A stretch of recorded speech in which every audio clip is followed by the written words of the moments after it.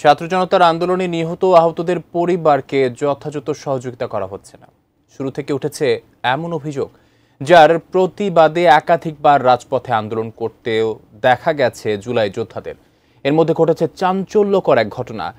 পান করেছেন জুলাই আন্দোলনে আহত 4 যুবক। বিস্তারিত জানাচ্ছেন সহকর্মী শাহাদাত রিফাত।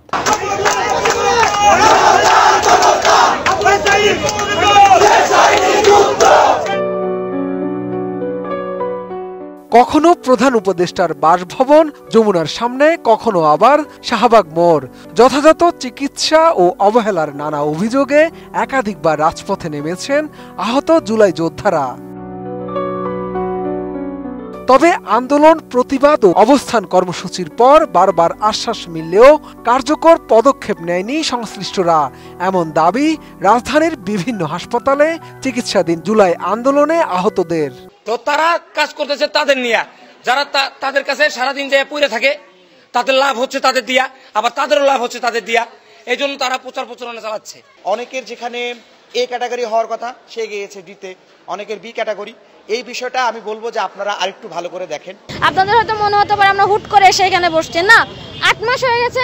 আমরা 10 দিন আগে স্মারকলিপি দিয়েছি, মুক্তিযোদ্ধা মন্ত্রণালয় দিয়েছি, প্রধান উপদেষ্টা মহোদয়ের কার্যালয় দিয়েছি, সিভিল সার্জনের কার্যালয় দিয়েছি, আমরা কোনো রেসপন্স পাইনি। এবার ঘটেছে স্পর্শকাতর এক ঘটনা। উন্নত চিকিৎসা ও পুনর্বাসনের পদক্ষেপ না নেওয়ায় রাজধানীর জাতীয় চক্ষু বিজ্ঞান ইনস্টিটিউটে চিকিৎসাধীন জুলাই আন্দোলনে চোখ হারানো 4 যুবক পান করেছেন।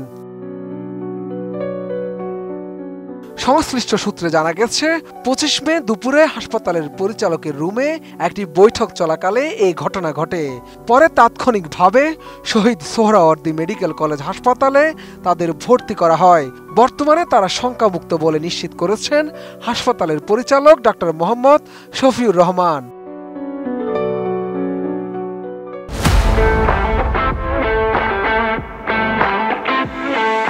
খোঁজ নিয়ে জানা গেছে, জুলাই ফাউন্ডেশনের প্রধান নির্বাহী কর্মকর্তার সঙ্গে চলমান বৈঠকের সময় ওই 4 জন দাবি নিয়ে হাসপাতালের পরিচালকের কক্ষে যান। কিন্তু প্রধান নির্বাহী কর্মকর্তা তাদের অপেক্ষা করতে বললে ক্ষুব্ধ হয়ে সেখানেই বিষ পান করেন তারা। তাদের অভিযোগ, দীর্ঘ 9 মাসেও উন্নত চিকিৎসা বা পুনর্বাসনের বিষয়ে সরকারের পক্ষ থেকে কোনো কার্যকর পদক্ষেপ নেওয়া হয়নি, বরং প্রতিশ্রুতি দিয়ে নানা টালবাহানা করা হয়েছে। আহতদের চিকিৎসা ও পুনর্বাসনের দায়িত্ব নেয়ার কথা বললেও তা বাস্তবে ঘটেনি। ঘটনার সত্যতা নিশ্চিত করে জাতীয় চক্ষু বিজ্ঞান ইনস্টিটিউট ও হাসপাতালের পরিচালক অধ্যাপক ডাক্তার খায়ের আহমেদ চৌধুরী জানান, জুলাই আন্দোলনে আহত হয়ে ভর্তি থাকা 4 জন পান করেছেন। অধ্যাপক ডাক্তার খায়ের আহমেদ গণমাধ্যমকে জানান, বর্তমানে হাসপাতালে 55 জন রোগী চিকিৎসা নিচ্ছেন। তাদের মধ্যে 46 জন সুস্থ আছেন।